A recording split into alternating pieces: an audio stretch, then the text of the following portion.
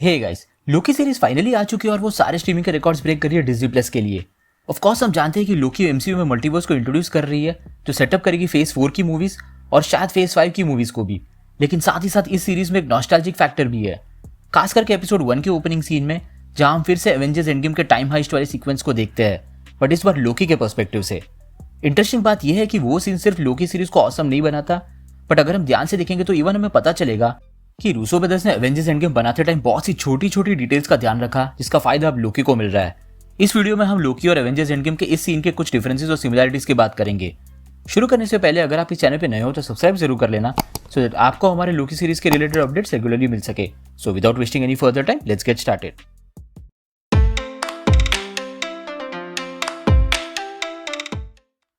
शुरू करते हैं एपिसोड 1 के सबसे पहले शॉट से, जो 2012 के न्यूयॉर्क को दिखा रहा है, जहां न्यूयॉर्क का बैटल खत्म हो चुका है। ये शॉट भी एवेंजर्स एंड गेम का है, लेकिन इस शॉट में हम चितौरिया आर्मी को अभी भी पोर्टल से बाहर आते हुए देख सकते हैं। मार्वल ने इसी शॉट को रीयूज करके चितौरिया आर्मी और टेसरेक्ट से ओपन हुए पोर्टल को रिमूव कर दिया, और यहाँ जो बैकग्राउंड म्यूजिक यूज हुआ है वो सेम म्यूजिक यहाँ आयरन मैन के एवेंजर्स टावर में एंटर होने पर भी हम सुन सकते हैं।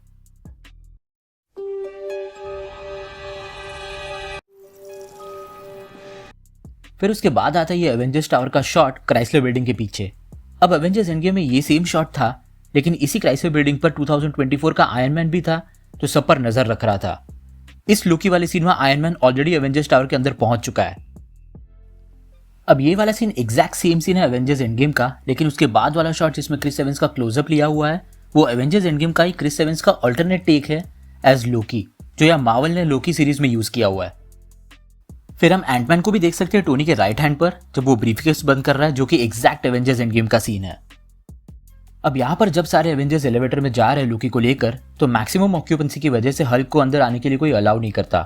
ये काफी फनी सीन है, लेकिन यहाँ आप देख सकते हो कि जैसे लोकी वेव कर रहा है हल्क की तरफ एलिवेटर जस्ट बंद होने से पहले, इस क्लोजअप में, जो कि शायद लोकी सीरीज के लिए स्पेशली रीशूट किया हुआ सीन लग रहा है। बिल्कुल वैसे ही एवेंजर्स एंड गेम में भी अगर आपने देखा होगा तो लोकी सबसे पीछे है और वहां भी वो वेव कर रहा है हल्क की तरफ। ऑब्वियसली लोकी की तरफ से हल्क को छोटा सा पेबैक हम कह सकते हैं। आफ्टर ऑल हमें पता है कि हल्क ने लोकी की क्या हालत की थी। ऑल्दो ये बहुत ही छोटी सी डिटेल है, लेकिन इससे पता चलता है कि रूसो ब्रदर्स ने छोटी छोटी चीजों का ध्यान रखा था, और लोकी में ये सीन दोबारा देखे जाने के बाद एवेंजर्स एंड गेम मूवी थोड़ा और एलिवेट हो जाती है। अब हर बार एंड गेम देखते टाइम ये छोटी सी चीज हम नोटिस करेंगे। फिर ये लोकी का सीन जहां वो अलेक्जेंडर पियर्स को देख रहा है, वो एंड गेम में था ही नहीं, और एंड गेम के स्टॉक फुटेज से लिया गया है, जो कि लोकी के पर्सपेक्टिव से जरूरी भी है। और उसके ठीक बाद हम लोकी के एक्सप्रेशंस को देख सकते हैं जब स्टार्क के हाथ से ब्रीफकेस गिर जाता है, जो अगेन एंड गेम में नहीं था, बट एंड गेम का ही स्टॉक फुटेज लग रहा है। उसके ठीक बाद जैसे ही एंटमैन ब्रीफकेस को वहां से दूर करता है, हम लोकी को ब्रीफकेस के ऊपर नजर रखते हुए देख सकते हैं। एवेंजर्स एंड गेम में भी लोकी नजर रखता है, लेकिन वो शॉट थोड़ा अलग है लोकी सीरीज से, जो अगेन एक अल्टरनेट टेक ही है टॉम हिडलस्टन का एवेंजर्स एंड गेम से। और फिर जब हल्क दरवाजा तोड़ के बाहर आता है और ब्रीफकेस से टेसरेक्ट बाहर निकल के जैसे ही लोकी के पास पहुंचता है, इवन तो ये एग्जैक्ट सेम सीन है एंड गेम का, लेकिन यहाँ इस लोकी के सीन में हम टेसरेक्ट का बैकग्राउंड स्कोर सुन सकते हैं, जो पहली एवेंजर्स में हमने सुना था।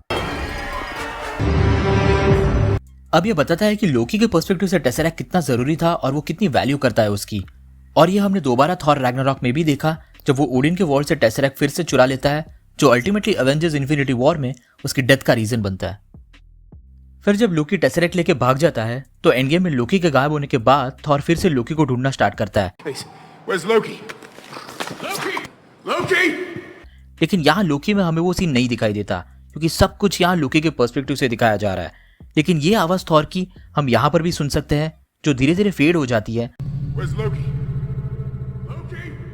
जो इम्प्लाई करता है कि अब लोकी अपने नए पाथ पर निकल चुका है, इन सबसे दूर, जो कि इस 2012 वाले लोकी का नेक्सस पॉइंट बनता है, जिससे एक नई ब्रांच टाइमलाइन बनती है।